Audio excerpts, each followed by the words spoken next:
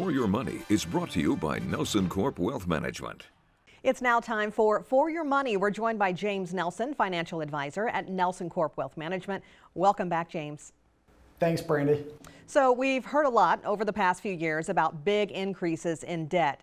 Governments, corporations, and households have all been increasing their balance sheets. Is this something that regular investors need to be worried about? Yeah, the world has a very high indebtedness right now compared to history, and a lot of things have contributed to that. It was the trend prior to the pandemic, but things really ramped up when the pandemic started. Now, debt isn't necessarily a bad thing. Corporations and governments use it all the time. Businesses use it to finance new projects or products. And it can alleviate a strain if they need to extend payments or in recent times just refinance to cut their interest rate costs.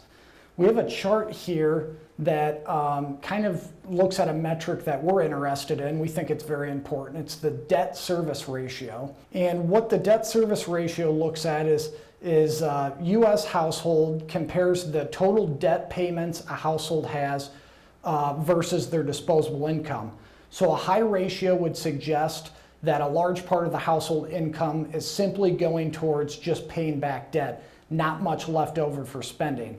However, currently, as you can see on the chart there, all the way to the right, we're at almost all-time lows for that ratio. So there's a couple reasons for that. Low interest rates being the big one. Government stimulus really helped people pay down a lot of debt last year, which is a good thing. And then incomes are up in general. All right, so what could some of the implications be given the message this is suggesting? Yeah, so overall, households are in a better spot today than they have been in recent years. This bodes well for the economy in general.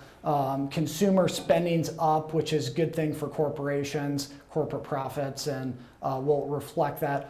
Longer term, with all of the home purchasing and the refinancing that's taken place in recent years at low, mainly fixed rates, that would suggest that the ratio probably stays low or near where it's at right now because all of this has taken place the last couple of years.